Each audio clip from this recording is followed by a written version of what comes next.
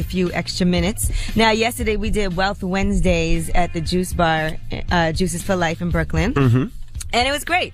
It was a nice turnout. Revolt was in there filming. We did it with State Farm. A nice turnout. We had MyFab Finance, Tanya, who started MyFab Finance in there. We were talking about millennials and their money. And I learned a lot of information yesterday, too. So that's why I love doing it, because I actually go and get a lot of financial advice. And I highly recommend that anybody that has access to free information from experts about finances, you don't have to do necessarily what they tell you to do all the time, but you can figure out things that can work out for you, come up with some great ideas, learn how to get out of debt, learn how to start investing, learn how to start saving your money right. All those things are really, really important, because it's so stressful when you're in debt and when you owe money. All right, absolutely. I remember those days. Yeah. Yo. What up, Charlamagne? I just had to walk in late today just to remind y'all. I think y'all was getting too used to me being on time. That's all. All right. That's it. We appreciate it. Okay. Not too late, though. Just a little bit. It was a little snowy out here in New York, New Jersey area. I know the kids, my kids have a 90-minute delayed opening because they just got to clear the roads. But it wasn't that bad coming in today. The roads weren't that bad. I was having problems with my windows. Sometimes you put the defrost on and it still be fogging up and you can't figure out why I keep fogging up. Right. So you can't really drive as fast as you want to. Right. Yeah, but God was slowing me down for a reason this morning. No, you should have woke up a little 5 minutes early. You left the house 5 minutes early. You'd have been all right. No, I left the house around the same time. But it was snowing. That's why when it was snows, well, it's snowing now. What are you talking about? It is? You know what? I didn't know the snow. I saw snow on the ground. Kevin Hart will be joining us this drop morning. one of the clues bombs for Kevin Hart, goddammit. I hope y'all hungry, because this morning we're going to have an all-you-can-eat rib buffet. Oh, my God. Okay? All-you-can-eat rib buffet this morning. Hold the sides. Please hold the sides. Okay? My goodness. We're going to kick it with Kevin Hart, and then we got front page news. What we talking about, Yee? Omarosa is gone from the White House. Was she fired or did she resign? They're saying she got dragged out of there. And why is today National Monkey Day? What the hell is that?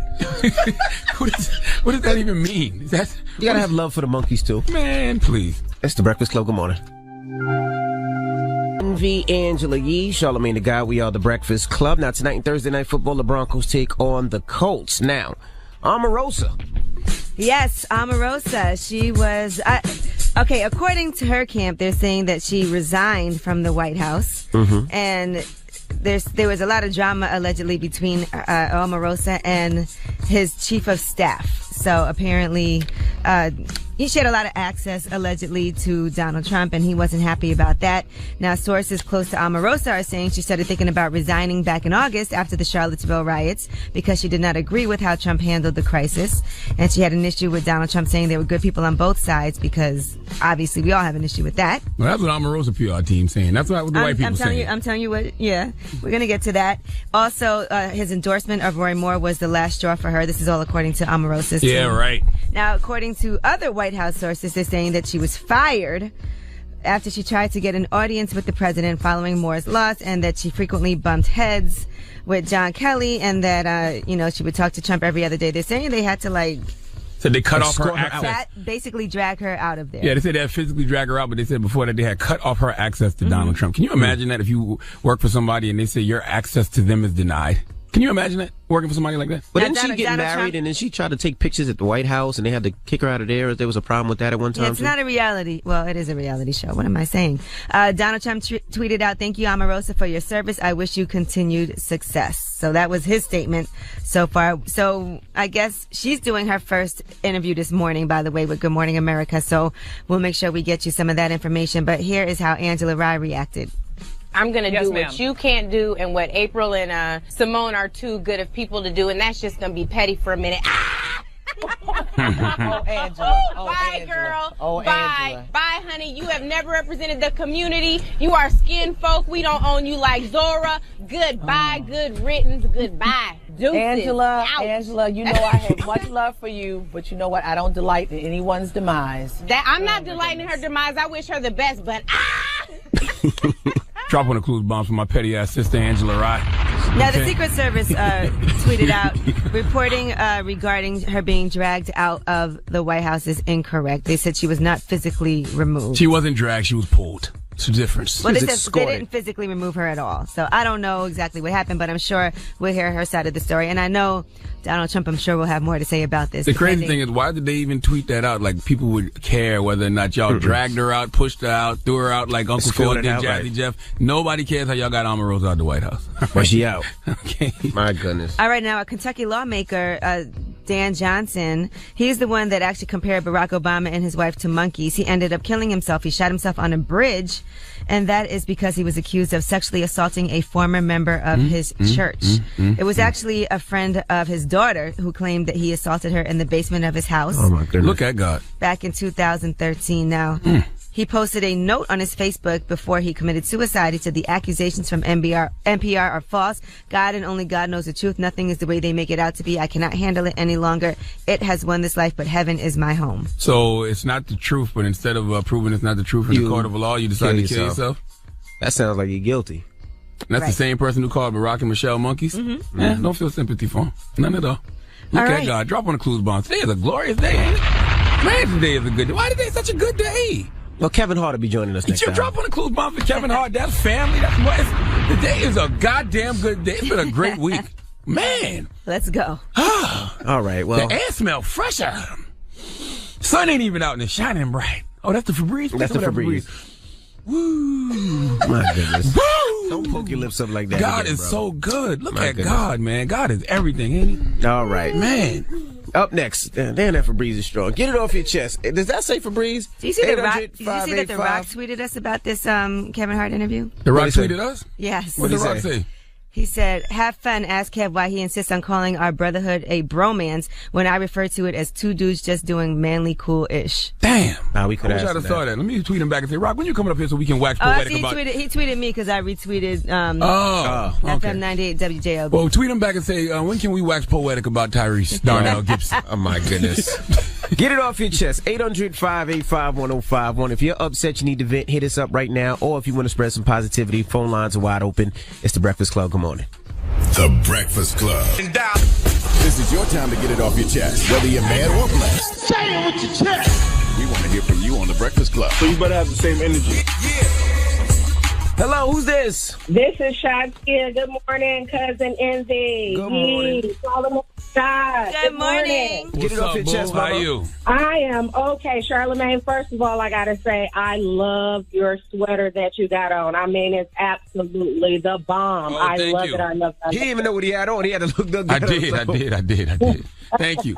He was a little late this morning, so he's, disoriented, but that's fine. That's fine. I watch you guys faithfully every morning. Well, let me ask you a question. Are you going to be lonely this Valentine's or you got a little bae on the side? No, I still got my kids by my side. I'm truly blessed. Okay, there you go. Well, that's the greatest love of all. I'm going to send you a kitten. I'm going to send you a kitten for Valentine's Day, okay? Oh, stop it. Oh, I'm a cat person. I love cats. I know you are. I know you are. Thank you for calling, mama. I know you are, boo. Hello, who's this? Hey, you guys doing this Haitian Gene? Haitian Gene. Sock posse! Get it off your Hey, chest, what's going Haitian on? Gene. No. Yeah, I live in That wasn't Atlanta, the proper man. response. You can't say your name is Haitian something. And when I say sock passe, you say, hey, what's going on, buddy? Oh, Baboule, ça passe boule. There that actually came. Okay, now continue. Yeah. Nah, I continue. want to tell you guys, I feel blessed today. To have another day on planet Earth. I've been dealing with hard times, and my 5-year-old son passed away on October 29th. Yikes. And it's been really hard to deal with that. And on top of that, I just had to leave Haiti to go bury my dad that just passed on November 30th. So I just feel blessed and appreciate life much more. Well, God woke you up this morning, so that's something to Hey, man, I respect yeah. I respect the fact that you still can keep your head up, man, and still find things to be thankful for, man. Oh, yeah, I feel blessed, man. I appreciate you guys for the uplifting words in the morning, so I definitely appreciate that. All right, Love, thank my you, bro. brother. All right, man, stay up. Jeez. Get it off your chest. 800-585-1051. Hit us up now. It's The Breakfast Club. Good morning. This audio was uploaded by Mr. G.A. Willie. Search for my channel on YouTube, MRGAWILLIE. The Breakfast Club. To get it off your chest. Whether you're mad or blessed, we want to hear from you on The Breakfast Club. Hello, who's this? Good morning. Devin Devon from Atlanta. What's up, bro? Get it off your chest. Good morning, Yee. Good morning. Good morning. Uncle Charlotte, good morning. Good morning. What up, brother? Good morning. Hey, I called earlier this week with the 16. I just wanted to say that, hey, I actually do have a good job that I want to say I'm blessed for. I actually work for Red Bull. I'm an account manager. The only way that came about, though, is I went to school for audio engineering because to answer Envy's question, he asked me how long I've been rapping. I was writing all my life, and I went to school, and my teacher was Ramsey. He was Pimp C's engineer before he died. So You said Pimp C? Yeah, Pimp C. Oh. His engineer is Ramsey Ramtracks. He's down here based in Atlanta. You can look him up, and he basically taught me everything about recording. I'm technically a recording engineer, but I've been writing all my life, and honestly, I was just blessed for the opportunity. I know you didn't approve of it, Uncle Charlotte, and I appreciate it respectfully, because I'm at a threshold where I was like, either I'm going to go into that or I'm just going to continue, staying behind the boards and, doing what I do. And I appreciate you guys, man. I just want to say thanks for all y'all input and everything. And shouts out to my little girl, my little baby girl, Angelica. Daddy loves you. And you guys keep up the good work, and I just want to give blessings to all of you and all over the world. Appreciate you guys. Love, right, my brother. Love. Hello, who's this? Hey, man, this is Matthew from the 434. I ain't called up here in a while. How y'all doing? How's everything? Get it off your chest, bro. Hey, man, I'm just struggling. This question is probably for Angela Yee. I got a news page on Instagram that I'm trying to get it going. I know being consistent is one, but is any other keys to help me get it noticed? What is the page? I mean, you're on a platform right now. It's Reckless TV. RECKLEZZ TV. All right, I'm gonna go take a look at it because I can't really assess it until I see it. But that was a great plug for you right there. Okay, thank you. And you can just inbox me and just give me all the keys or whatever you think I can need to do to improve it. Okay, I see you have 33 posts up. Yeah, I'm trying to post every day. I'm trying to be consistent. I'm trying to give people a place to comment and kind of like academics, kind of like the Shade Room, positive posts, good morning posts, things like that. Okay. All right, I'm going to take a look. Thank you, bro. Okay, thank you. All right, get it off your chest. 800-585-1051. If you're upset and you need to vent, you can hit us at any time. We got rumors on the way? Yes, more accusations are rolling in. We'll tell you about statements from other people who are now discussing Russell Simmons. They're talking about Harvey Weinstein. And one person has come forward to confess his own sins. All right, we'll get into all that when we come back. Keep it locked. It's The Breakfast Club. Good morning. The Breakfast Club. Yee, Charlamagne the Guy. We are The Breakfast Club. Sitting here playing love songs early in the morning. I want to drink my green tea and honey and look you in the eye while love songs is playing. Well, you ain't got to look at me. Well, don't look at me. You looking at me humming. I'm not humming at you, man. This guy flirting with me so early in the morning. Let's get to the rumors. Let's talk Russell Simmons. This is the Rumor Report with Angela Yee. Terrible segue. So listen up. Can we talk about how bad that segue was? This guy's flirting with me early in the morning. Let's talk about Russell Simmons. Well, 4 new women have come forward to accuse Russell Simmons of sexually assaulting them. And I'll tell you who they are. It's a New York Times report. One is a former Def Jam executive named Drew Dixon. One is a music journalist named Tony Sally. Another is a singer named Tina Baker. And those 3 accused him of actually raping them at one point in their careers. Now, Drew Dixon worked with Russell Simmons at Def Jam back in the 90s, and she talks about how he raped her in his downtown apartment. She said after she was raped by him, she wanted to leave the music industry, but she actually ended up working on the soundtrack for the show, and that helped propel her to more success. And then she faced sexual harassment from L.A. Reid at another label, so she left the industry altogether in 2002 and instead went and got her degree from Harvard Business School. Yikes. Now, in that same story, music journalist Sally reported that she had met, Tony Sally is her name, she met Simmons while on assignment. They went on a few dates, but ultimately she said they weren't an ideal pair. They were friends until one day he invited her to his apartment, where she says he forced himself on her. He pushed me on the bed and jumped on top of me and physically attacked me. We were fighting. I said no. She said she was afraid of how things would turn out if she reported him to the police. And another woman, her name is Tina Baker, says that she met him at a club and he told her to come to his apartment to discuss her career. And once there, he started giving her drinks, trying to kiss her. And then he proceeded to pin her onto his bed and rape her. She said, I did nothing. I shut my eyes and waited for it to end. Now, the last woman, Christina Moore, her accusation is from 2014. She was at Art Basel in Miami. And she said that he told her he was being a bad girl. He wanted to tie her up. And that's when she and her friend eventually ran away. Now, Russell Simmons, on his behalf, has denied all of these allegations. He posted, "I have never had a sexual encounter that was not consensual or lawful ever." He goes on to say that in some of these instances, financial motives and direct contradictory witness testimony has been supplied to the media, which has been completely left out of stories. In the last few days, one woman attempted to extort me for $500,000, only to recant her ridiculous claim. The current allegations sent to me by the New York Times range from the patently untrue to the frivolous and hurtful. And seriously, how do you handle these situations? Because it's not like Russell can prove he didn't do it. So right now it's really just a game of he said, she said. And these were in the 80s and 90s, they said, right? No, I said one was in 2014. Oh, my goodness. So what do you do in this situation? This is one of those times where you can't discredit the accuser, you can't discredit the accused either. Right. So he says, he's been very candid about how he's lived his life in books, but he will not accept responsibility for what he has not done. Well, I will say this. I don't know those young ladies, but I know Amanda Seales, and I believe Amanda Seales. So I don't know what Russell needs to come clean about, but he needs to come clean about something. All right. Meanwhile, Tavis Smiley was suspended by PBS, and that's for troubling sexual misconduct allegations. Now, they've suspended him after an investigation uncovered that those allegations are credible.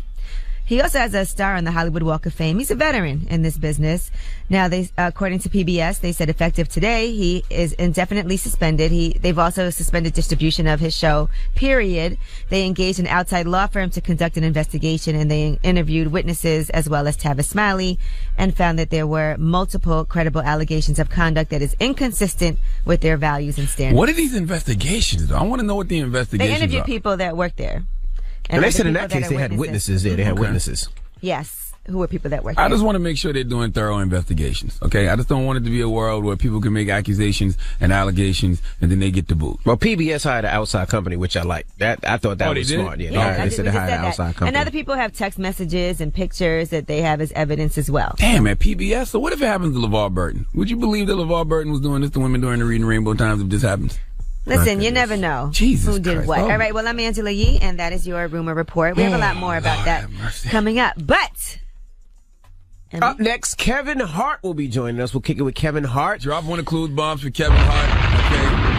Okay, there's one person who gained something from all of these sexual harassment and sexual assault allegations. It was Kevin Hart, because his little storm was paled in comparison to everything else we saw this year. That's right. But have Kev talked about that anyway yet? No.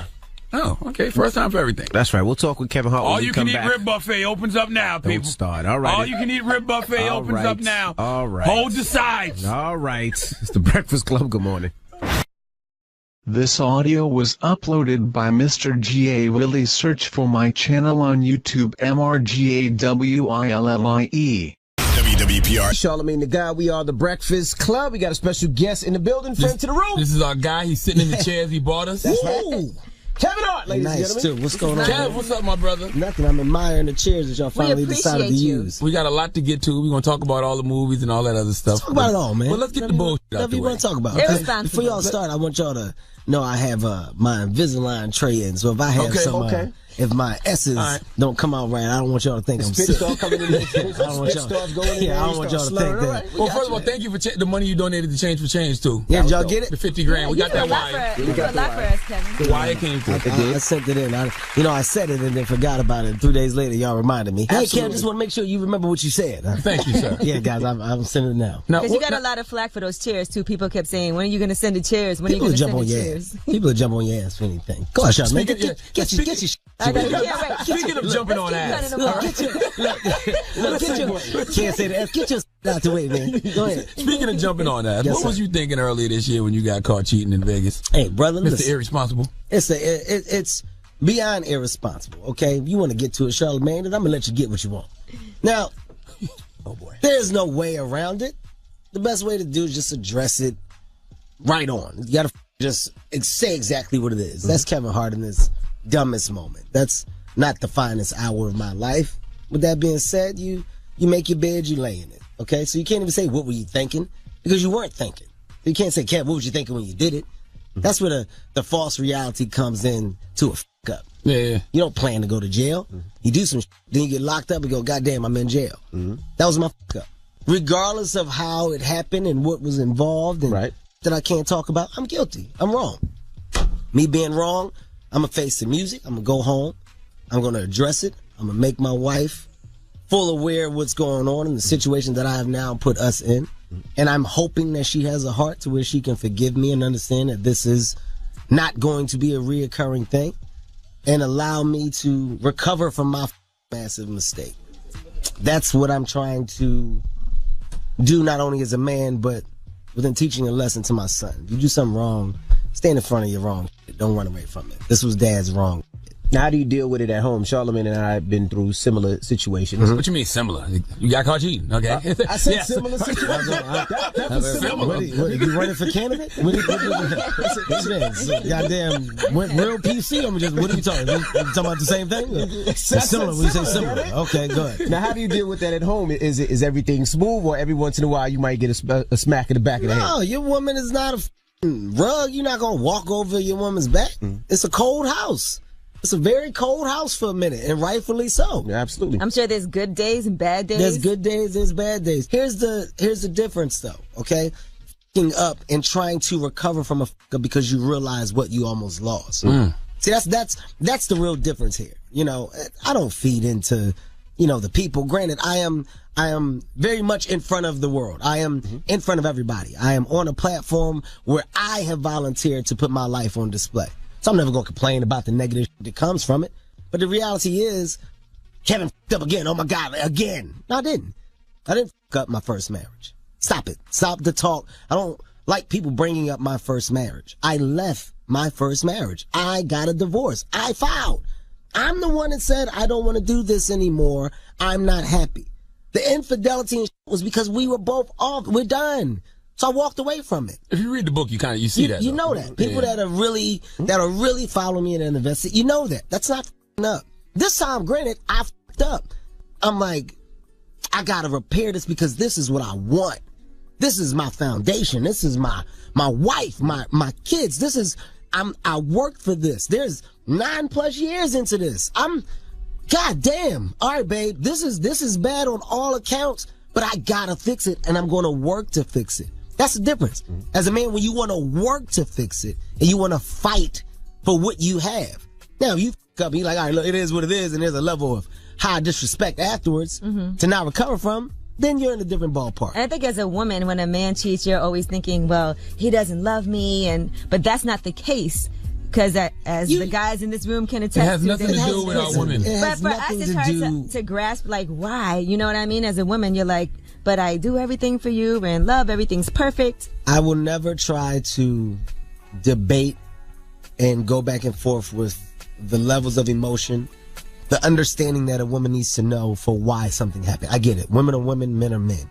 It's something that you have to understand that your woman's going to go through, and you got to be patient and literally give your woman the time that she needs to recover from that, and afterwards still know that gonna come back up. Absolutely. There's days when we ride in the car and I just catch her staring at the side of my face. I act like I don't feel it. I do the same. I just act like I don't feel it, and I just keep driving. But I know. But the difference is I love my wife. Right. My wife knows my goddamn heart. See that. My wife know my heart. You know who your man is, and you know what I stand for. You know the foundation that we've built. At the end of the day, the negativity that comes from outside comes from a place where people are unhappy. Unhappy people like to see other people unhappy.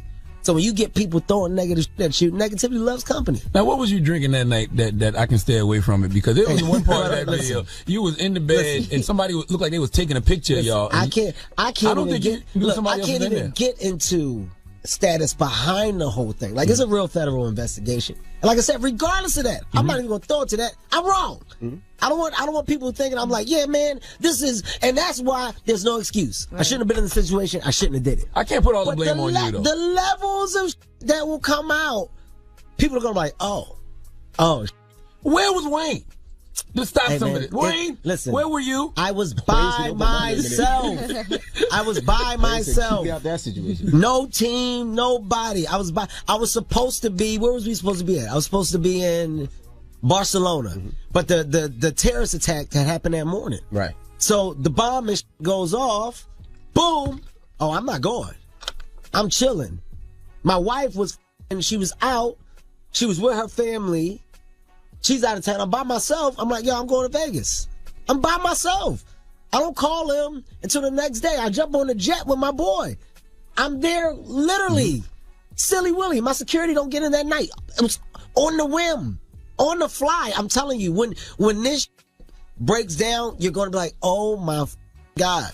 It's the freakest of the freakest, but perfect song, listen, it's a gut punch from God. This is a reality check and a gut punch from God that is not ignored. I got a DUI. I didn't ignore it. Oh my God. The next one, they say I'm going to jail. Okay. No more. I'm getting a driver. I'm in my Sprinter. If I'm ever going out to drink and drive, I learned my lesson. It's a gut punch from God. You're not invincible. You can't move the way you think you can move. I can take it away like this. God, yes, you can. Jesus Christ, I'm done. Don't call me for I'm going home. Kev, where you at this? Home. After this interview, I'm going home. Don't ask me. I don't want no parts of it no more. I'm 38. I'm about to be 40 soon. I tap out. All right, we got more with Kevin Hart. When we come back, don't move. It's The Breakfast Club. Good morning. The Breakfast. Happy holidays. Breakfast Club, bitches. Power 105.1. Back. You're checking out the world's most dangerous morning show. Morning, everybody. It's DJ Envy, Angela Yee, Charlamagne the God. We are The Breakfast Club. Kevin Hart's in the building. Yee. Does this get incorporated into the stand-up, or is it something that's I'm an open book, of course. 100%. 100%.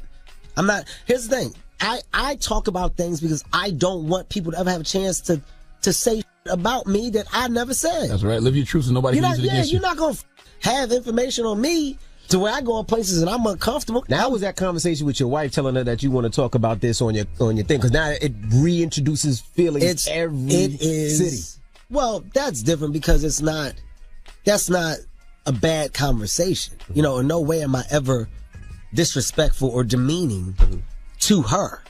And it's all about me. My dumb moves, my movement. I'm never putting her down. You know, she knows that. You're on a pedestal forever. It's my rib. I don't care what anybody says. You're my rib. That's my wife. You're up here. Well, what's your favorite side to have with your ribs? Well, shut up, man. Shut up. That's a great joke, Charlamagne. You know I know some about you. You know I know some stuff that happened to you back in the day that we can easily get into, but I'm not going to do it to you. I say that the one thing that really bothered me when people try to put the shit on her of karma, home wrecker. Yeah. That's karma. Like that title was put on her by my ex, out of anger, out of whatever. Like, you can go look up anything in history. You've never heard me bad talk my kid's mother. Right. My ex-wife, never. I don't do it. It's not my character. Never. But in her most emotional time, she lashed out against Nico. So those titles of home wrecker, mistress, all that stuff was put out and portrayed from a image that wasn't true. So when people try to run with that woman didn't have nothing to do with my marriage. That woman didn't have nothing to do with me leaving my wife. Nothing. I'm separated. You got to be legally separated to file for a divorce. I was legally separated for a year before I even filed for a divorce. Had tons of women during that time. Me and my wife stuck. We stuck. So the image that was attempted to be put on this woman's back wasn't a fair image. And that's what I don't like. I don't like that because she's not that. She's nothing near that. And the fact that I have a prize in finding me what I feel is a amazing woman, a woman that I'm lucky to call my wife, lucky to have put up with the that she put up and still allow me to say that I'm her husband. That's an amazing quality that she has that I bow down to. So the fact that people try to take that quality away and diminish her character, that's where I almost lost it for a second. It was a cold red. When we found out, I called Charlamagne, like, what time was it? That was stupid. He actually sent me the video. I said cold red. On a Sunday morning. Call Kevin Hart. I thought something was wrong for real. Like, I thought something happened. Like, I said cold red. The block is hot. Cold red. This was for me. This was as bad as it has ever been. No, it was. This was as bad as it ever been. And my dumb ass watched it in the bed with my wife. But here's something else too, though, and this is why I'm glad that you even brought it up. I want other, entertainers, celebrities, people to understand social media magnifies things. Oh, absolutely. By 3,000%. Absolutely. So as bad as it is, it's not as bad as this makes it. Right. A lot of these people get down on themselves and they feel like the world, I can't go outside. Everybody know, oh my God. At the end of the day, your household, the people around you, those are the people that can matter. Mm-hmm. Those are the people that really, really matter. Don't allow this to make you think that this ain't what it's supposed to be. Step away from this for a second. I love it. I embrace social media on the highest level. But don't let 100 comments make you feel like the world is watching you. Don't make 1,000 people talking feel like the world is watching you. At the end of the day, that's the internet's job. The internet's job is to thrive off of negativity, not positivity. Right. So when you understand that, and your partner understands that, hey, but let's push this to the side. Let's make sure we straight before we get back in this. Mm-hmm. Cuss me out every day. Smack me in the back of my head every goddamn day. But we're not going to allow this to get us. Because that'll probably make her madder. It's going to make you madder, but I have to make her understand it's like that's their job. And is she good with that? Because people are reckless in comments. Get reckless, but that's their job. Right. Click on half them pages. It's either eggs or private. Right. How did her family react? Because I know that had to be difficult. The mama jumped in my ass. Everybody jumped in my ass. Everybody jumped in the ass. My dad tried to talk to me. I was like, come on now, I know you. Hey. The funniest thing was my dad. The funniest thing, my dad is trying. I want to talk. Shut the fuck up, Dad. What you gonna tell me? I know you. I know what you did. I just read a story. Your dad stabbed somebody in the head for $6. I don't know. Radar Online. I don't know, man. I think that's pulled up, man. I don't read none of it. I will say though, and I don't want no ladies to take this the wrong way. This was a good year to get caught cheating. I'm gonna tell you what. Charlamagne said that. I want to state. I want to state. Never a good time. I want to state on record that there is never a good time to be caught. This is Kevin Hart. This is my voice. I want to state on record that I'm saying there is never a good time. Never. To be caught cheating. Or to cheat. Listen, or to cheat. You're okay. Right. But I want to say I love my wife. All right, go ahead, Charlotte. Jay-Z 444 album. So Jay-Z been apologizing all year. And then you had Usher. Usher had his herpes story. Then Harvey with this is all Charlamagne talking. To all of my friends that he is talking about, I stand by you and everything that you have went through. I ride with you guys. I love y'all. Go ahead, Charlamagne. All the sex scandals in Hollywood. You kind of pushed yours to the side. You was able to just, deal with it. Mine's is different because I'm different. I'm not. I'm very adamant about facing whatever it is. I'm not going to run from it. Mm-hmm. So it's a different story. I didn't run. Mm-hmm. I'm not haul-assing from my problem. Like, it is what it is. I said it. I addressed it. I'm wrong. I know women are going to have a level of discomfort and hate that really stood by my wife in the relationship. Mm-hmm. If I know that. For that, I'm not only extremely sorry to her, I'm sorry that I disappointed you guys. Mm-hmm. And that's on some real man shit.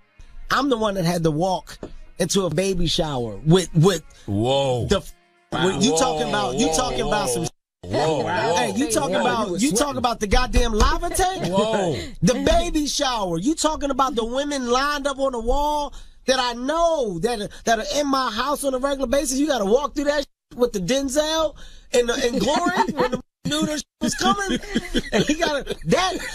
I faced that. I faced that. Rightfully so. I didn't try to run away from that, babe. I'm gonna face some music from everybody. I'm gonna stand in front of it. I'm gonna take that because I need to take as much of this off of you because you're not wrong. I'm wrong. Was there ever a point where she was saying that she was planning to leave you, or you thought she might? My wife is not a pushover, man. This is all I will say. My wife is not a rug. That woman is a woman. She is real. Don't let the smile and the innocent posture. You don't see her talk on social media. Nobody sees her really talk. I know that woman. That woman, when she see red, she see red. It's very much something that I had to repair. And it took time to repair. All right, we got more with Kevin Hart when we come back. Don't move. Here's Gold Link with Crew.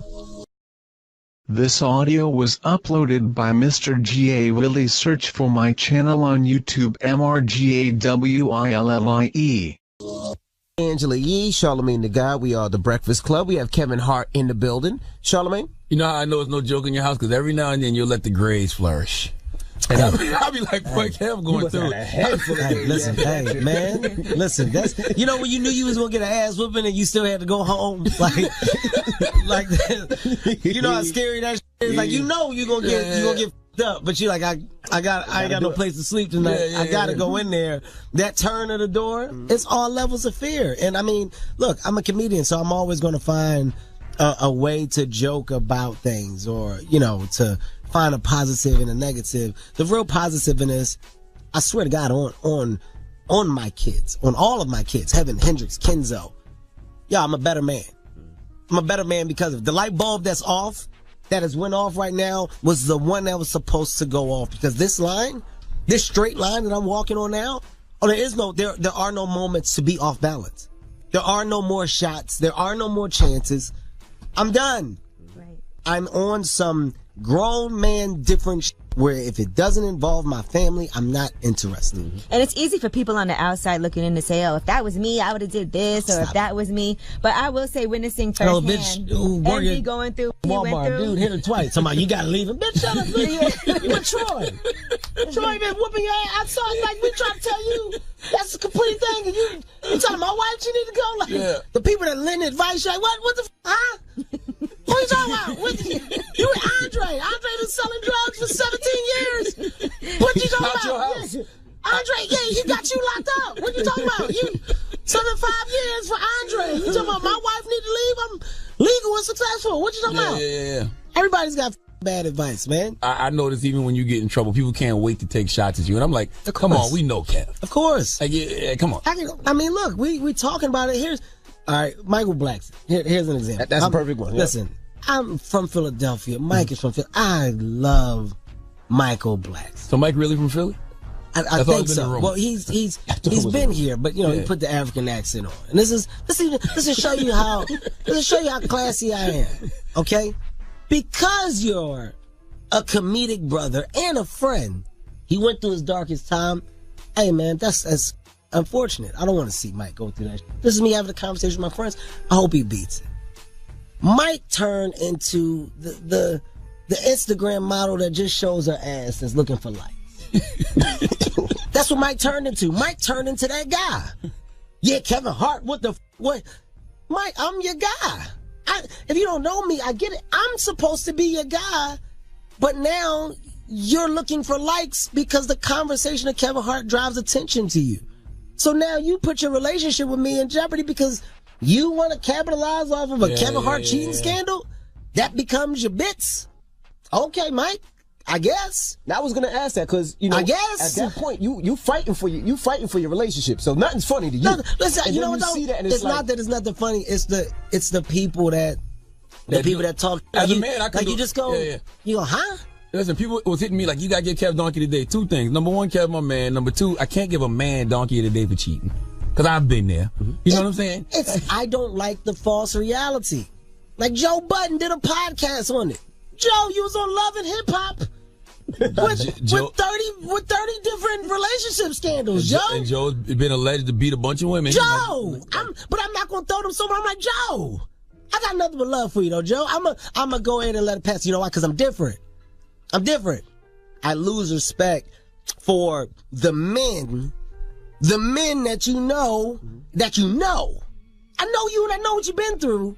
How does this become your spectacle? I want Mike, the biggest thing with Mike, I said, goddamn, Mike went and talked. I wish Mike worked this hard at his craft.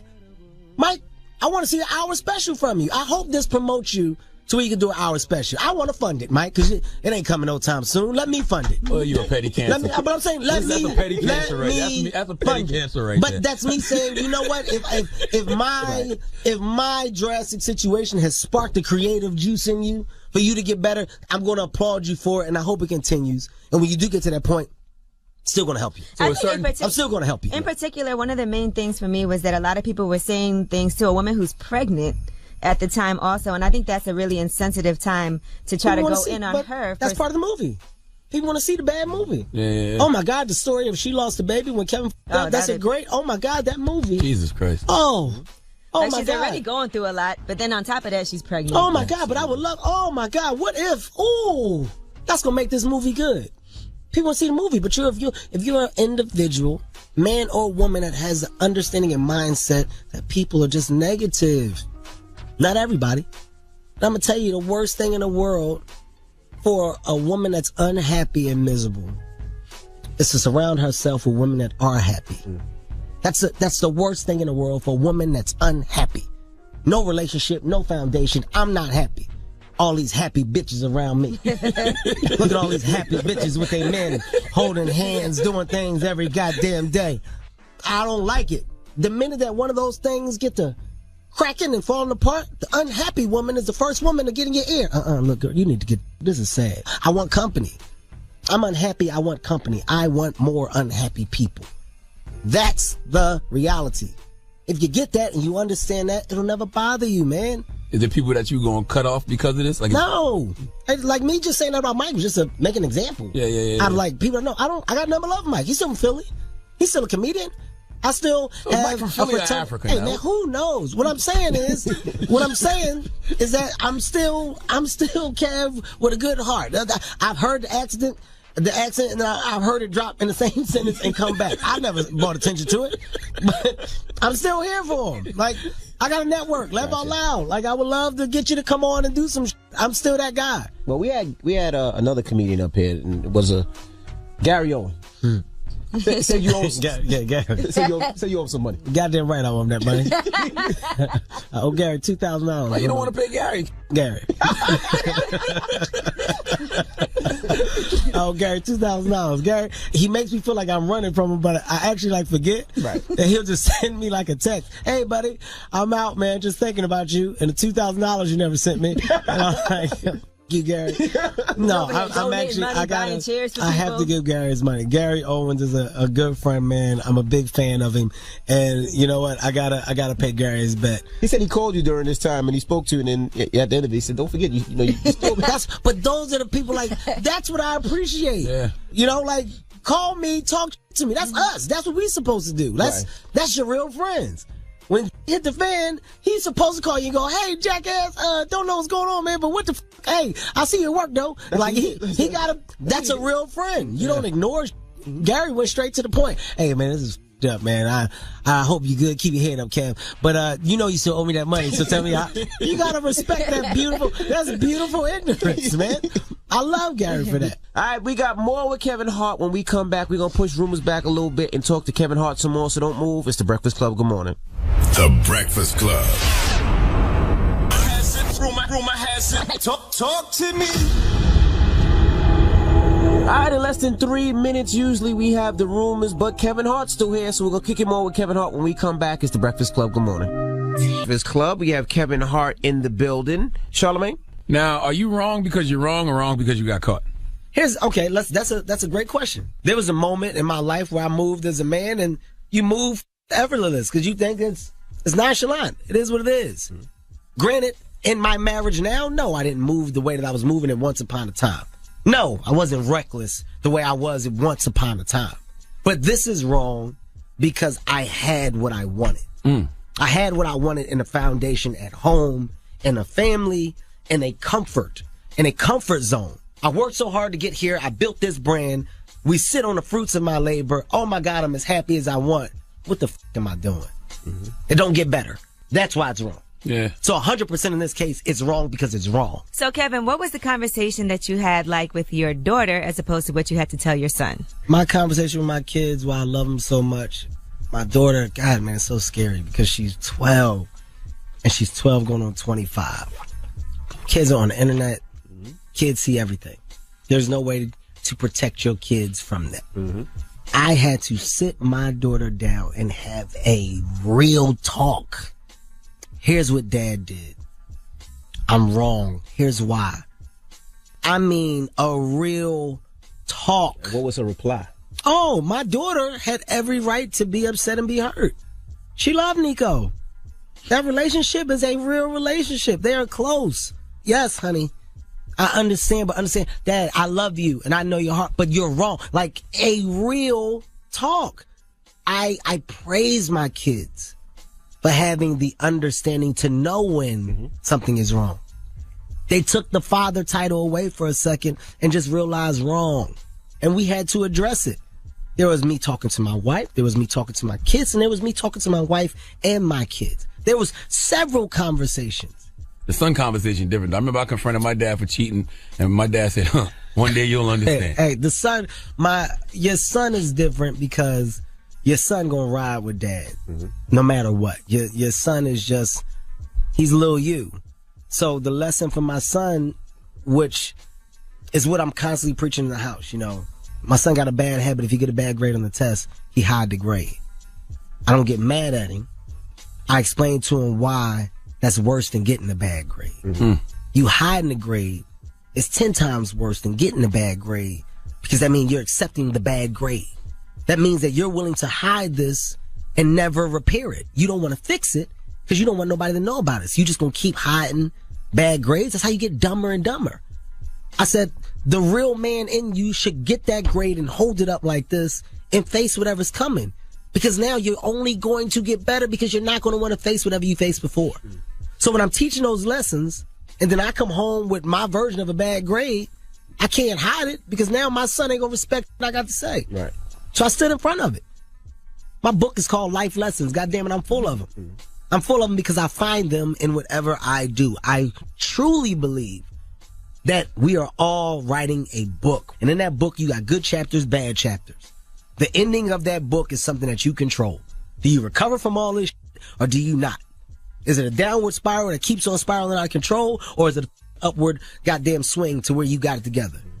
The most interesting person that I truly have an abundance of respect for, Robert Downey Jr. I am this line. Yeah, Robert Downey Jr. Robert Downey Jr. Look into this life, man. Oh, no, he went through it. Look into his life. He was done before Iron Man. Oh, my God. But the recovery of getting help, getting this, changing this, getting this back, going back through here, doing this stuff, and making it back to the top where I once was and went all the way down, came all the way up, founded a love, a wife, a kid. That's a book. I want to read that book. Well, Kev, the best apology is change behavior, man. 100%. And you just can't get caught ever again. Not even, you can't cheat. Yeah, you can't do ever it. again. That is Charlemagne. My fault. You can't cheat ever again. Everybody, that is Charlemagne saying that. Can't cheat. I don't cheat no more either. Well, brother, I don't know what you're doing. That's your personal business. That's your personal business. I'll never know because I don't hang out. I go home. I go home and I build birdhouses in my off time. That's what I do. But you can't ever again because this Breakfast Club interview will be used against you. Hey, listen. Well, the other one was. Exactly. That was 2 years ago. The other one, and the sad part, in that one, I was just talking about how stupid it is to put yourself in bad positions. That's what I said. I was like, it's stupid to put yourself in these bad positions. I put myself in a bad position. Yeah, that's just dumb. Not thinking. Like, they use it against me. And look, I'm praying to God. I'm praying to God that this mindset that I have now is one that will not only last forever, that my kids can see. But I'm telling you, man, the past is the past. I don't look back. The only time you should look back is to see how far that you've come. At the end of the day, I'm still Kevin Hart. I am still very much myself. The changes that are coming are changes for myself to make me better. I am very happy at the that is happening because it made me better. Right. With that being said, man. SNL this weekend. I'm hosting SNL this weekend. What, the third time? Third time, man. I'm excited about the monologue. You know, I'm going to give people a taste of what to expect from this Irresponsible tour. Give them a nice little bit of stand-up. I'm excited that I'm back on tour because this hour here is probably my darkest. Oh, you see they got this new thing now where they just don't kick people out for cell phones. They put a cell phone in the pouch and then they close the pouch so that way. Yeah, look, what ain't broke, you don't fix, brother. Okay? You should have been thrown out, Envy. They told you, I know what you're getting at. They told you to put the phone up. You don't listen. And that's the problem with a lot of people. You don't listen. Yeah. They threw your ass out. And I never told you this, but I saw you when you was on your way out. I can see you from the stage, brother. They got it. They got Envy. They damn sure got it. That's funny because when I went to go see Chris Rock and they were putting my phone in the pouch, they mentioned Envy getting kicked out of the Kevin Hart show. Yeah. When they gave me the pouch, they were like, yeah, we got these now. So you know how Envy got kicked out of the Kevin Hart show. The pouches are good. I don't want people taping my shows when I got 200 more. You put these jokes on the internet They know my jokes now. What's the level of surprise in seeing me in any city? I'm not going to jeopardize that, man. Why? What's the benefit of still doing movies like Jumanji and stuff like that? You want to appeal to the masses. Jumanji is a movie for everybody. It's a family movie that provides action, adventure, comedy. You're going to get adult jokes. You're going to get things that kids go crazy about. You're going to get things that the teenagers and millennials go crazy about. But more importantly, it's a movie that plays all over the world. The action, adventure, comedy, the comedy, the serious version. There's so many things that I have my hand in right now that people will see that I've been working on. Like, it's the evolvement. Right now I'm about to take this class, not even a class, it's just me and this ex-Marine guy who we're doing this heavy artillery course over the course of 2 months where I just learn how to really use weapons, combat, all that shit, because the action movie's coming up. I got to be able to fit the part for real. So I'm putting myself. You about to be a real action hero? Man, I got some brewing, brother. I got some brewing. You think I'm bullshit if you want to? You ain't getting out for nothing. Listen, you watched it. You think I'm in the gym all heavy just to get out here and post a picture on Instagram? You can kiss my ass. I got some real shit coming up on the horizon. Now, you got to believe it. What do you do if The Rock asks you to be in Fast and Furious with him? Replace you want to Tyrese. ask? Because you know that's coming, Kev. Hey man, look, I try to stay out of that. Man, I keep the big fella in a positive space. I mean, look, it would have to make sense. It would have to make sense. It's an amazing franchise, and if I did come around and pop up, we would have to make it make sense. It would have to be special. But, I feel like you got that call already, Kev. In no way, shape, or form would it ever be. Replacing Tyrese. Would it be replacing Tyrese? Tyrese he's great in the franchise. That's a guy, I don't believe in kicking people when they down. So I got nothing but respect for the dude. And I hope that whatever he's going through, that evenally it all passes and that he gets better. Well, congratulations. Congrats on everything, man. Your Harlem Shake through the pressure this year like it was nothing, Kev. I was happy for you, man. Hey, man. I was praying for you. Hey, man, thank you. I appreciate y'all as usual. Dope ass conversation. People, I will be announcing, everybody's asking me about the tour. What am I announcing? The rest of the cities. I'm announcing them after the new year. This tour will be big. The production behind it will be big. Those that have came out before, I don't do anything small. So buckle up. Irresponsible Tour, KevinHartNation.com. I will be announcing more cities after January. SNL this weekend, Jumanji. SNL this weekend, 21st, right? December 20th, Jumanji. 20th. By far the biggest movie that I've done to date. To those that ride with me, hey man, I appreciate you for standing by me. To those that I've disappointed, truly do apologize. Understand that the man that sits here talking to you now is a better man because of it. And I will not let you down again. To my wife, my rib, I love you. I appreciate you. I am a better man because of you. And you have displayed a strength that I've never seen before with what you did and what you put up with and what you pushed out. Kenzo Cash Hart is a lucky ass boy. He's lucky to call you his mom. I think that's my button. That's how I'm going to end it, people. All right. My man. Y'all. There you have it. Kevin Hart. Then It's The Breakfast Club. Good morning. WWPR FM HD1 New York. An iHeart radio station. What up? Wake that ass up. Damn it. Oh, I know it's hot. DJ Envy. Angela Yee. And I go by the name of Charlamagne the God. Slowly realizing that this wasn't no dream. This audio was uploaded by Mr. G.A. Willie. Search for my channel on YouTube, MRGAWILLIE. Breakfast Club of the day.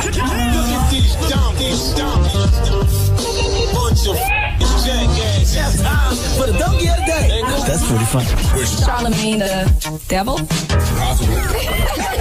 The Breakfast Club.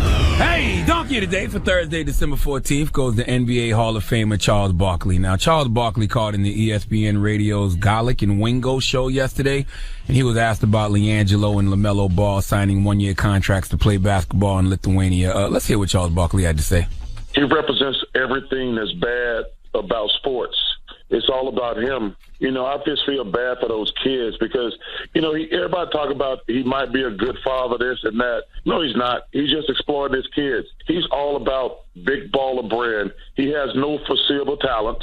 He's trying to make money on his kids. And I just feel sadness for those kids because they're going to do whatever he tells them to do. And I just don't like the guy at all. plain and simple. And don't tell me he's a good father. Just because you exploit your kids trying to make money because you have no talent, that does not make you a good father.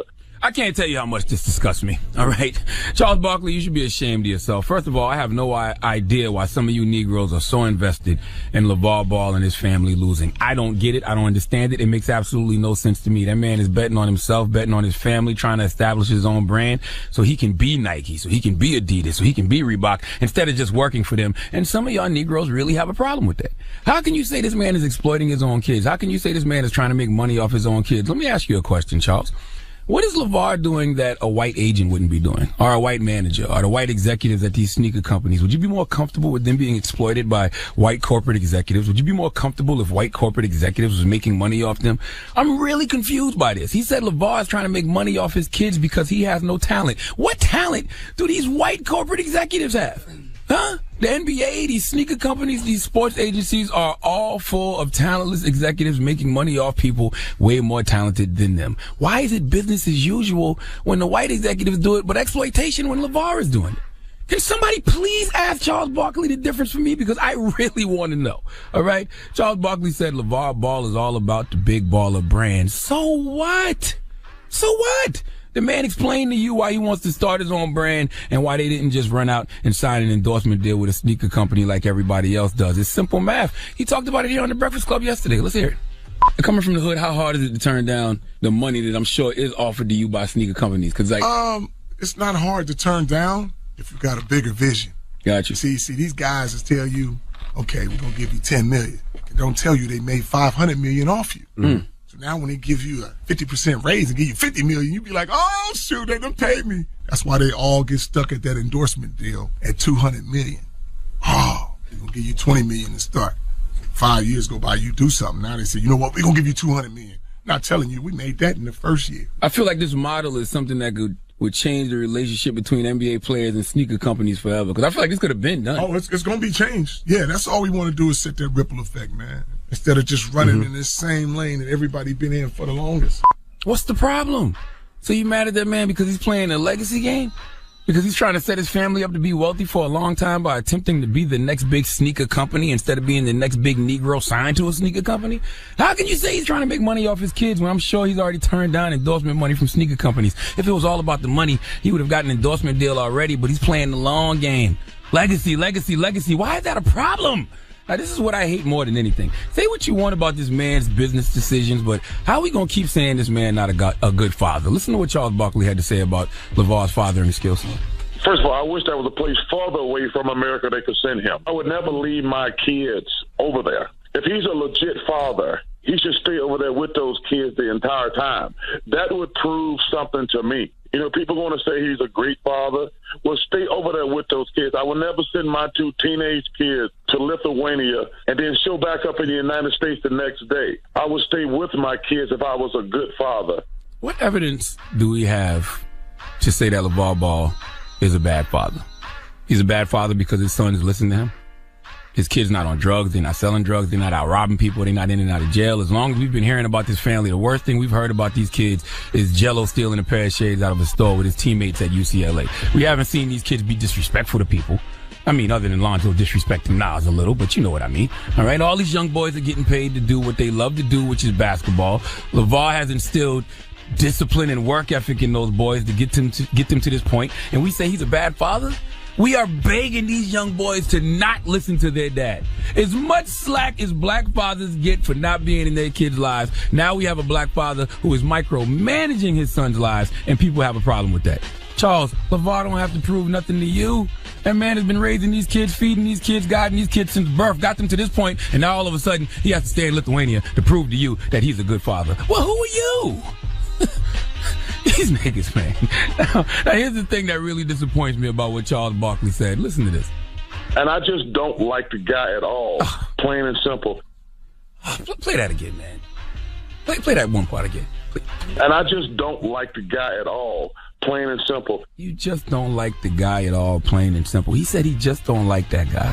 Well, Charles Barkley, house Negroes usually don't like field Negroes, so that's understandable. But I have never heard you say you don't like someone who is actually a threat to the black community. I've heard you make excuses for police officers who are killing unarmed African Americans. Correct me if I'm wrong, but I saw him campaigning for Doug Jones this week. I didn't even hear him say he straight up don't like Roy Moore. I've never heard you say you straight up don't like Donald Trump. If I'm wrong, somebody please correct me. But why are you so quick to denounce another black man and say you don't like him simply because he's challenging the system? Please give Charles Barkley the biggest hee-haw. Now, when LeVar was here, he said he was going to go with his kids to Lithuania. He looked at you like you was crazy when you suggested that he wouldn't be there. Like, he said, of course I will be there. We see this man with his kids all the time. Why wouldn't he be in Lithuania? Because I asked him, I said, well, I want to play in the NBA. He said, no, I'm going to be with my kids in Lithuania. Bruh, the things that you Negroes do sometimes boggle my mind, okay? I love black people, but I hate niggas. All right. Well, thank you for that donkey of the day. Mm-hmm. Now, when we come back, ask Yee. 800-585-1051. If you got a question for Yee, hit her up right now. She'll help you with all your problems. Again, 800-585-1051. Ask Yee. We'll take your calls right now. It's The Breakfast Club. Good morning. This audio was uploaded by Mr. G.A. Willie. Search for my channel on YouTube, MRGAWILLIE. Angela Yee, Charlamagne the God. We are The Breakfast Club. We have a young lady on the line. What's your name, Mama? What's up? It's Allison. Allison, you sound so depressed. What's your question for Yee? I'm depressed. Okay, so I wanted to know, I'm dating this guy, right? Or we've been dating off and on for several years. Nothing really serious, just casual dating. And so lately he's been bringing up the idea of us having a child together, which I feel like is kind of weird because we've never solidified anything. We've never really been in a real committed relationship or anything like that. But for years, he's been bringing up us having a child. And so I'm like, okay, I feel like this situation is just strange because why would somebody want to just have a child with me?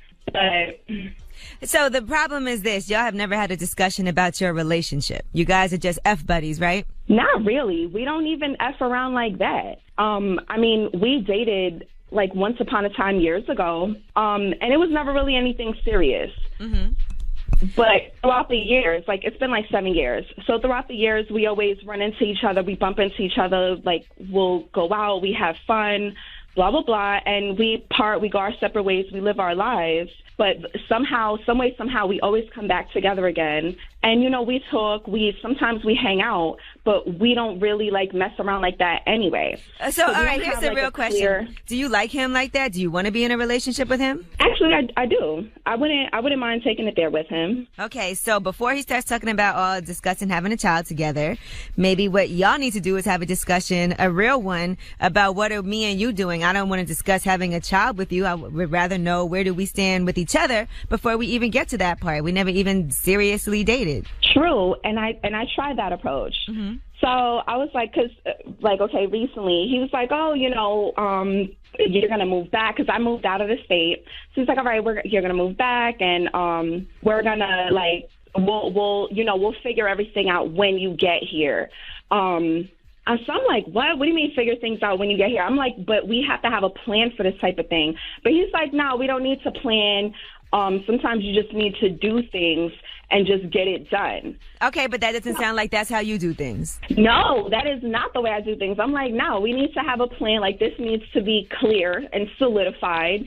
And everything just needs to be straight. I'm assuming you don't want to just have a kid with him, which is what it seems like he wants to do, and then figure out your relationship. You need to figure out your relationship first. So what he needs to do is, if he's serious, he needs to step up and show and prove. He hasn't done that yet. So once he does that, it's really on your terms. True. So don't let him talk you into anything that you don't think that you doing this and having a baby with him is going to be what makes him want to be with you. You know what I'm saying? I don't think, and that's not ultimately what I want. What I want is a whole family life. Like, it's not like, okay, I live in one state, you live in the next. We have a child, and every once in a while we come together and hang out. Like, no. Well, there and there is the way our relationship is now. I would be like, nah. And there's your answer. Okay, you have to go for what you want, and if he can't provide that, then you're not going to be with him. Period. So that's it. This is the terms I have. We got to work on our relationship, and once that happens, we can discuss. All right. Well, thank you, Yee. You're welcome. Happy holidays. Thank you. All right. Ask Yee. 800-585-1051. If you got a question for Yee, hit up now. It's the Breakfast Club.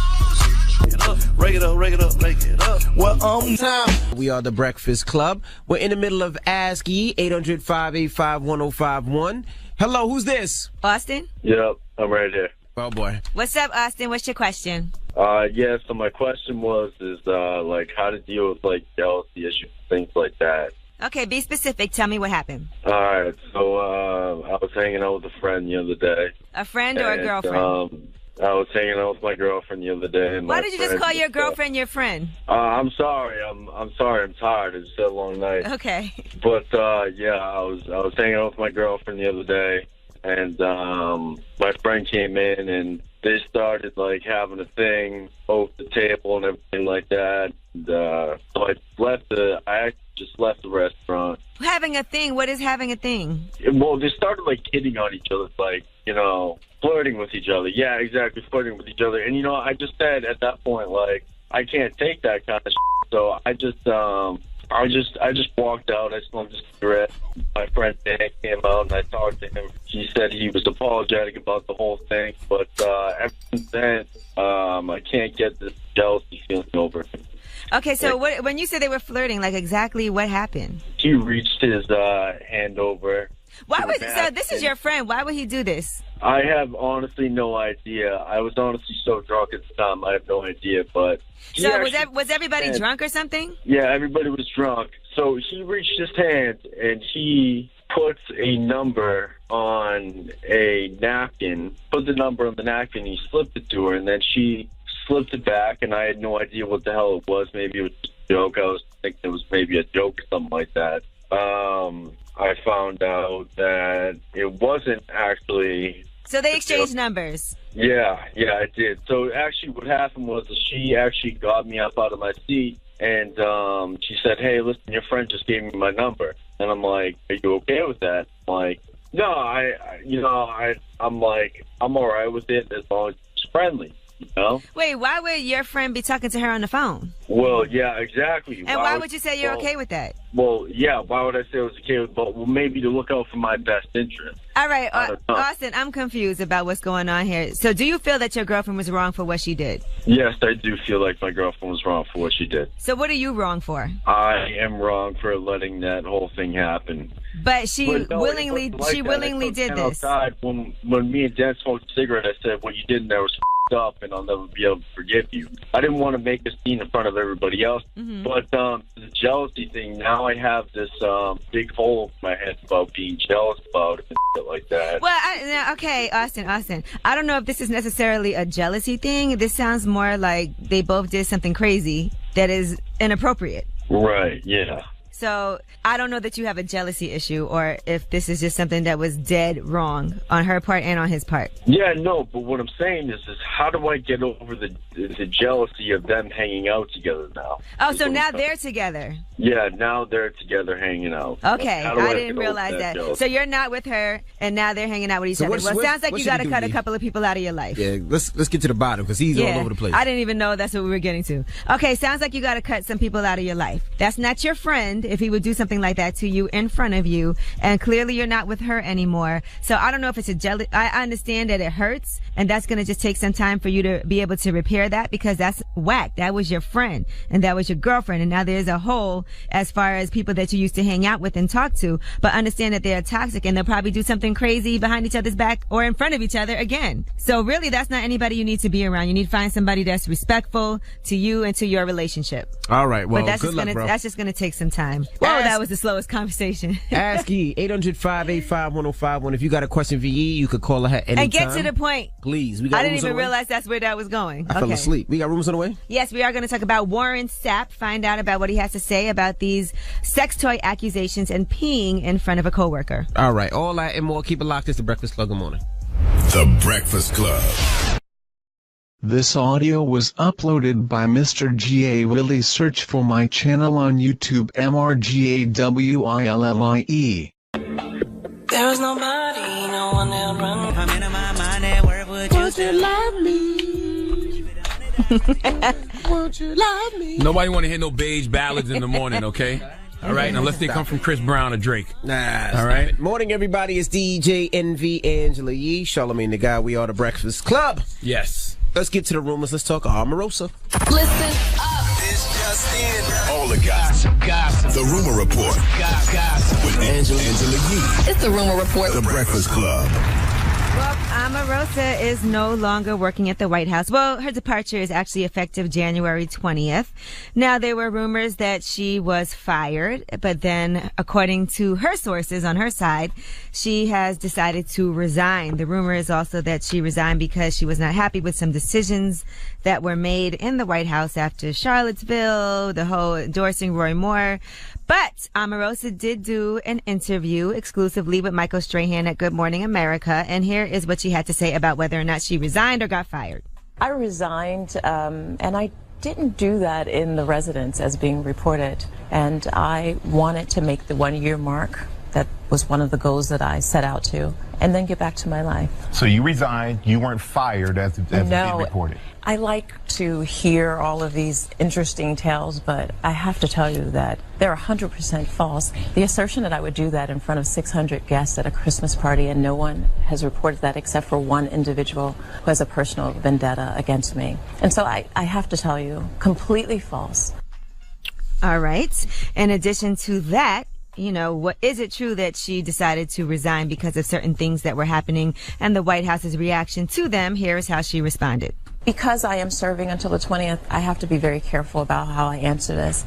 But there were a lot of things that I observed during the last year that I was very unhappy with. Things that I observed, that I heard, that I listened to. I can expand upon it because I have to still go back and work with these individuals. But when I have a chance to tell my story, Michael, quite a story to tell. As the only African-American woman in this White House, as a senior staff and assistant to the president, I have seen things that have made me uncomfortable, that have upset me, that have affected me deeply and emotionally, that has affected my community and my people. She's setting up for a check. Listen, here's the thing. Omarosa, you should have never been a part of that administration, okay? Trump didn't start displaying those behaviors in the past year, all right? He was doing that during the campaign, so you chose to ignore his evil then. Now you want to come back talking about your people and your community. Nah, you picked your side. Now stay there. I don't think she ever really cares about our community. I think she's setting up for a check. She probably has some information.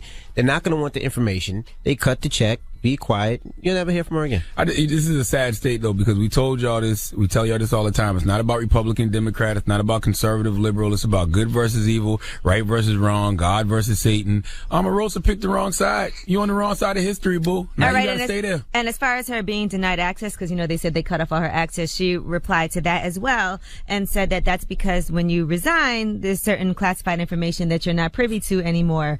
And that's what that was. But all I want to know is who know about the UFOs? All you Negroes that's quitting the White House, could you put us on to where the UFOs is at? Are the UFOs here? Are they coming?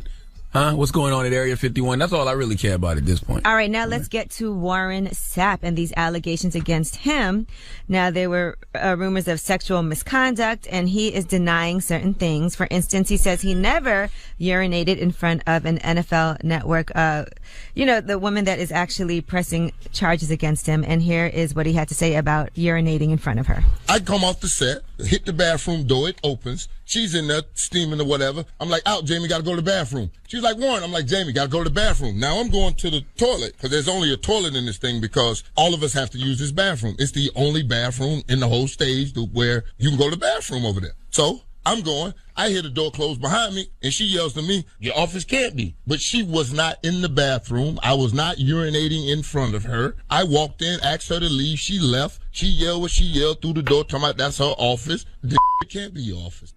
I don't know what he just said. All I heard was, nigga got a pee. Now, according to Jamie Cantor, who's the former wardrobe stylist at the NFL Network, she's saying that he basically walked in, whipped it out in front of her, and started urinating, and, very inappropriate. If I walk in the bathroom and there's a woman in there, I'm going to think I'm in the wrong bathroom, and I'm going to leave. But there's only one bathroom. It's like where the wardrobe is. And now, as far as the allegations about him giving the sex toys, he actually said that was true. He even tweeted out, "I'm sorry, I thought they was cute," and he posted a picture of the sex toy. Here is his response to that.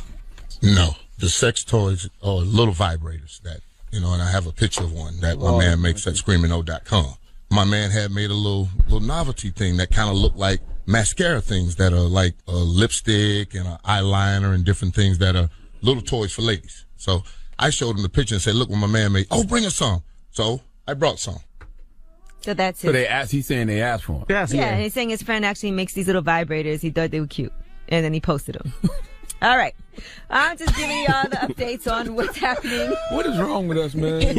I'm something wrong. It's not our fault, man. Lord, it's not our fault, man. All right, and then... I promise you it's not our fault, Lord. I want to make sure we get to this whole Salma Hayek versus Harvey Weinstein also. Why is this okay? Because she wrote a whole entire article about her experience with Harvey Weinstein. She said that she was approached by reporters and other sources to speak about an episode in her life, and that episode is with Harvey Weinstein. She did the Frida Kahlo movie with him, and she talks about the nightmare of that. But in particular, she talks about being bullied by Harvey Weinstein for many years. And, basically she said her main thing was the story of Frida Kahlo. And she went to him wanting to do that movie, and they made a deal, and he would pay for the rights of the work that she had already developed. She said, "I would be paid the minimum Screen Actors Guild scale plus 10%. As a producer, I would receive a credit that would not yet be defined, but no payment," which was not that rare for a female producer in the 90s. He also demanded a signed deal for me to do several other films with Miramax, because he was at Miramax at the time.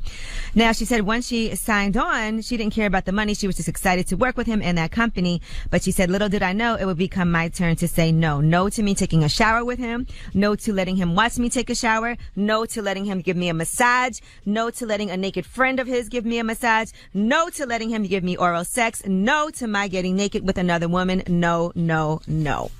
Okay, full disclosure, okay, because I'm still stuck on these vibrator things. Now, it was a time where you and Envy was playing with vibrators, Angelique.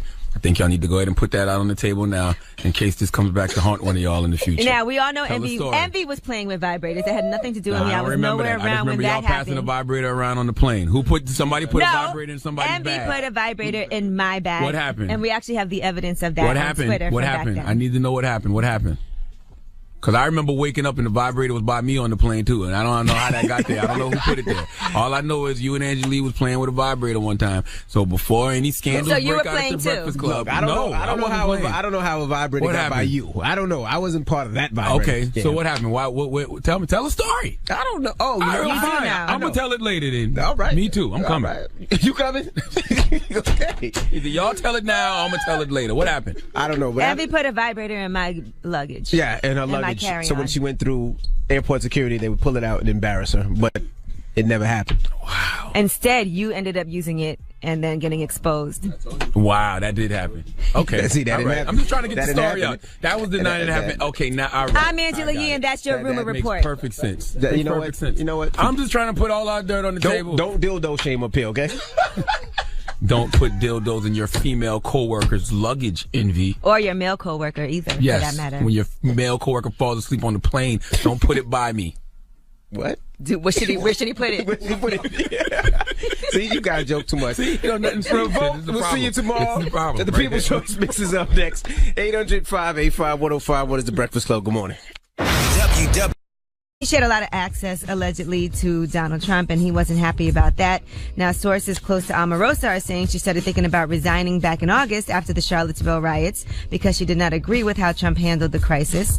And she had an issue with Donald Trump saying there were good people on both sides because, obviously, we all have an issue with that. Well, that's what Omarosa PR team saying. That's what the white people saying. I'm telling you what, yeah. We're going to get to that. Also, his endorsement of Roy Moore was the last straw for her. This is all according to Omarosa's team. Yeah, right. Now, according to other White House sources, they're saying that she was fired after she tried to get an audience with the president following Moore's loss, and that she frequently bumped heads with John Kelly, and that, she would talk to Trump every other day. They're saying they had to, So they cut off her access. That basically drag her out of there. Yeah, they said they had physically drag her out, but they said before that they had cut off her access to Donald Trump. Can you imagine that if you work for somebody and they say your access to them is denied? Can you imagine that, working for somebody like that? But didn't she get married and then she tried to take pictures at the White House and they had to kick her out of there? There was a problem with that at one time? Yeah, it's not a reality. Well, it is a reality show. What am I saying? Donald Trump tweeted out, "Thank you, Omarosa, for your service. I wish you continued success." So that was his statement so far. So I guess she's doing her first interview this morning, by the way, with Good Morning America. So we'll make sure we get you some of that information. But here is how Angela Rye reacted. I'm going to do what you can't do and what April and Simone are too good of people to do, and that's just going to be petty for a minute. Ah! Oh, Angela. Oh, bye, Angela. girl. Oh, bye. Angela. Bye, honey. You have never represented the community. You are skin folk. We don't own you like Zora. Goodbye. Good riddance. Goodbye. Deuces. Angela, you know I have much love for you, but you know what? I don't delight in anyone's demise. That I'm not delighting in her demise. I wish her the best, but Drop one of clues bombs for my petty ass sister Angela Rye. Now, the Secret Service tweeted out, reporting regarding her being dragged out of the White House is incorrect. They said she was not physically removed. She wasn't dragged, she was pulled. It's a difference. Well, they didn't physically remove her at all. So I don't know exactly what happened, but I'm sure we'll hear her side of the story. And I know Donald Trump, I'm sure, will have more to say about this. The crazy thing is, why did they even tweet that out? Like, people would care whether or not y'all dragged her out, pushed her out, threw her out like Uncle Phil did Jazzy Jeff. Nobody cares how y'all got Omarosa out the White House. Was she out? Okay. My goodness. All right, now a Kentucky lawmaker, Dan Johnson, he's the one that actually compared Barack Obama and his wife to monkeys. He ended up killing himself. He shot himself on a bridge, and that is because he was accused of sexually assaulting a former member of his church. You're a kitten for Valentine's Day, okay? Oh, stop it. Oh, I'm a cat person. I love cats. I know you are. I know you are. Thank you for calling, I Mama. know you are, boo. Hello, who's this? Hey, you guys doing this Haitian Gene? Haitian Gene. Sock Posse! Yeah, what's going on? Gene. No. Yeah, I live in Atlanta, man. No, you can't say your name is Haitian something, and when I say Sock Posse, you say, hey, what's going on, buddy? Oh, Babule, Sock Posse, brother. They're that actually came. Okay, now continue. I want to say, guys, I feel blessed today. To have another day on planet Earth. I've been dealing with hard times, and, my 5-year-old son passed away on October 29th. Yikes. And it's been really hard to deal with that. And on top of that, I just had to leave Haiti to go bury my dad that just passed on November 30th. So I just feel blessed and appreciate life much more. Well, God woke you up this morning, so that's something to Hey, man, I respect the fact that you still can keep your head up, man, and still find things to be thankful for, man. Oh, yeah, I feel blessed, man. I appreciate you guys for the uplifting words in the morning, so I definitely appreciate that. All right, thank my you, brother. All right, man, stay up. Jeez. Get it off your chest. 800-585-1051. Hit us up now. It's The Breakfast Club. Good morning. This audio was uploaded by Mr. G.A. Willie. Search for my channel on YouTube, MRGAWILLIE. The Breakfast Club. To get it off your chest. Whether you're mad or blessed, we want to hear from you on The Breakfast Club. Hello, who's this? Good morning, Devin Devon from Atlanta. What's up, bro? Get it off your chest. Good morning, Yee. Good morning. Uncle Charlotte. Good morning. Good morning. What up, brother? Good morning. Hey, I called earlier this week with the 16. I just wanted to say that hey, I actually do have a good job that I want to say I'm blessed for. I actually work for Red Bull. I'm an account manager. The only way that came about though is I went to school for audio engineering. Because to answer Envy's question, he asked me how long I've been rapping. I was writing all my life, and I went to school, and my teacher was Ramsey. He was Pimp C's engineer before he died. So you said Pimp C? Yeah, Pimp C. Oh. His engineer is Ramsey Ramtracks. He's down here based in Atlanta. You can look him up, and he basically taught me everything about recording. I'm technically a recording engineer, but I've been writing all my life, and honestly, I was just blessed for the opportunity. I know you didn't approve of it, Uncle Charlotte, and I appreciate it respectfully, because I'm at a threshold where I was like, either I'm going to go into that or I'm just going to continue, staying behind the boards and, doing what. It was actually a friend of his daughter who claimed that he assaulted her in the basement of his house. Oh, my goodness. Look at God. Back in 2013 now. He posted a note on his Facebook before he committed suicide. He said the accusations from NPR are false. God and only God knows the truth. Nothing is the way they make it out to be. I cannot handle it any longer. It has won this life, but heaven is my home. So it's not the truth, but instead of proving it's not the truth in the court of law, you decided to kill yourself? That sounds like you're guilty. And that's the same person who called Barack and Michelle monkeys? Mm-hmm. Yeah, don't feel sympathy for them. None at all. Look All at right. God. Drop on the clues bomb. Today is a glorious day, ain't it? Man, today is a good day. Why today such a good day? Well, Kevin Hart will be joining us next You time. drop on the clues bomb for Kevin Hart. That's family. That's what the day is a goddamn good day. It's been a great week. Man. Let's go. All right, well. The air smell fresher. Sun ain't even out and it's shining bright. Oh, that's the Febreze? That's the Febreze. Woo. My goodness. Woo. Don't poke your lips up like that. God again, is bro. so good. Look My at goodness. God, man. God is everything, ain't he? All right. Man. Up next. Damn, that Febreze is strong. Get it off your chest. Does that say Febreze? Did you see that The 800-585. Rock tweeted us about this Kevin Hart interview? The Rock What'd he tweeted us? Yes. What did The Rock say? He said, have fun. Ask Kev why he insists on calling our brotherhood a bromance when I refer to it as two dudes just doing manly cool-ish. Damn. Nah, we I could wish I'd have saw that. Let me tweet him back and say, Rock, when you coming up here so we can wax poetic He about tweeted me because I retweeted okay. FM 98 WJLB. Well, tweet him back and say, when can we wax poetic about Tyrese Darnell Gibson? Oh, my goodness. Get it off your chest. 800-585-1051. If you're upset, you need to vent, hit us up right now. Or if you want to spread some positivity, phone lines are wide open. It's The Breakfast Club. Good morning. The Breakfast Club. This is your time to get it off your chest, whether you're mad or blessed. Say it with your chest. We want to hear from you on The Breakfast Club. So you better have the same energy. Hello, who's this? This is Shaskia. Good morning, cousin Envy. Good morning. Good morning. Get it off your chest, How mama. are you? I am okay, Charlamagne. First of all, I gotta say I love your sweater that you got on. I mean, it's absolutely the bomb. Oh, I thank love you. it. I love it. He didn't even know what he had on. He had to look good. I did. Thank you. He was a little late this morning, so he's, disoriented, but that's fine. That's fine. I watch you guys faithfully every morning. Well, let me ask you a question. Are you going to be lonely this Valentine's or you got a little bae on the side? No, I still got my kids by my side. I'm truly blessed. Okay, there you go. Well, that's the greatest love of all. I'm going to send you a kitten. I'm going to send you a few extra minutes. Now, yesterday we did Wealth Wednesdays at the Juice Bar, Juices for Life in Brooklyn. Mm-hmm. And it was great. It was a nice turnout. Revolt was in there filming. We did it with State Farm.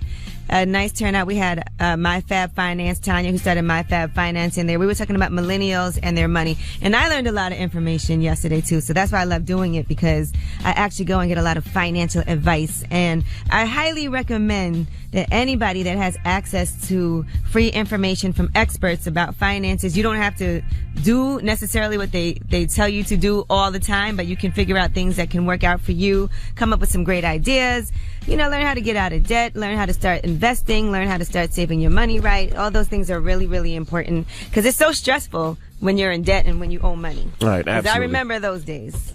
Yeah. Yo. What up, Charlamagne? Nah, I just had to walk in late today just to remind y'all. I think y'all was getting too used to me being on time. That's all. All right. That's it. We appreciate it. That's all. Not too late, though. Just a little bit. It's a little snowy out here in Let y'all New know York, it New can still Jersey happen. area. I know the kids, my kids have a 90-minute delayed opening because they just got to clear the roads. But it wasn't that bad coming in Nah, today. the roads weren't that bad. I was having problems with my windows. Sometimes you put the defrost on and it still be fogging up and you can't figure out why I keep fogging up. Right. So you can't really drive as fast as you want to. Right. Yeah, but God was slowing me down for a reason this morning. No, you should have woke up a little 5 minutes earlier. You left the house 5 minutes earlier. You'd have been all right. No, I left the house around the same time. But it was snowing. That's why No, when it it snows, well, it's snowing now. What are you talking about? It is? You know what? I didn't notice no snow. I saw snow on the ground. Kevin Hart will be joining us this drop morning. one of the clues bomb for Kevin Hart, goddammit. I hope y'all hungry, because this morning we're going to have an all-you-can-eat rib buffet. Oh, my God. Okay? All-you-can-eat rib buffet this morning. Hold the sides. Please hold the sides. Okay? My goodness. We're going to kick it with Kevin Hart, and then we got front page news. What we talking about, Yee? Omarosa is gone from the White House. Was she fired or did she resign? They're saying she got dragged out of there. And why is today National Monkey Day? What the hell is that? what does that even mean? You got to have love for the monkeys, too. Man, please. It's the Breakfast Club. Good morning. V. Angela Yee, Charlamagne the Guy. We are the Breakfast Club. Now, tonight in Thursday Night Football, the Broncos take on the Colts. Now, Omarosa. Yes, Omarosa. She was... okay, according to her camp, they're saying that she resigned from the White House. Mm-hmm. And there was a lot of drama allegedly between Omarosa and his chief of staff. So apparently... what I do, and I appreciate you guys, man. I just want to say thanks for all y'all input and everything, and shouts out to my little girl my little baby girl, Angelica. Daddy loves you, and you guys keep up the good work, and I just want to give blessings to all of you and all of the world. Appreciate you guys. Love, my brother. Love. Hello, who's this? Hey, man, this is Matthew from the 434. I ain't called up here in a while. How y'all doing? How's everything? Get it off your chest, bro. Hey, man, I'm just struggling. This question is probably for Angela Yee. I got a news page on Instagram that I'm trying to get it going. I know being consistent is one, but is any other keys to help me get it noticed? What is the page? I mean, you're on a platform right now. It's Reckless TV. RECKLEZZ TV. All right, I'm gonna go take a look at it because I can't really assess it until I see it. But that was a great plug for you right there. Okay, thank you. And you can just inbox me and just give me all the keys or whatever you think I can need to do to improve it. Okay, I see you have 33 posts up. Yeah, I'm trying to post every day. I'm trying to be consistent. I'm trying to give people a place to comment and kind of like academics, kind of like the Shade Room, positive posts, good morning posts, things like that. Okay. All right, I'm going to take a look. Thank you, bro. Okay, thank you. All right, get it off your chest. 800-585-1051. If you're upset and you need to vent, you can hit us at any time. We got rumors on the way? Yes, more accusations are rolling in. We'll tell you about statements from other people who are now discussing Russell Simmons. They're talking about Harvey Weinstein. And one person has come forward to confess his own sins. All right, we'll get into all that when we come back. Keep it locked. It's The Breakfast Club. Good morning. The Breakfast Club. Yee, Charlamagne the Guy. We are The Breakfast Club. Sitting here playing love songs early in the morning. I want to drink my green tea and honey and look you in the eye while love songs is playing. Well, you ain't got to look at me. Well, don't look at me. You looking at me humming. I'm not humming at you, man. This guy flirting with me so early in the morning. Let's get to the rumors. Let's talk Russell Simmons. This is the Rumor Report with Angela Yee. Segue. So listen up. Can we talk about how bad that segue was? This guy's flirting with me early in the morning. Let's talk about Russell Simmons. Well, 4 new women have come forward to accuse Russell Simmons of sexually assaulting them. And I'll tell you who they are. It's a New York Times report. One is a former Def Jam executive named Drew Dixon. One is a music journalist named Tony Sally. Another is a singer named Tina Baker. And those 3 accused him of actually raping them at one point.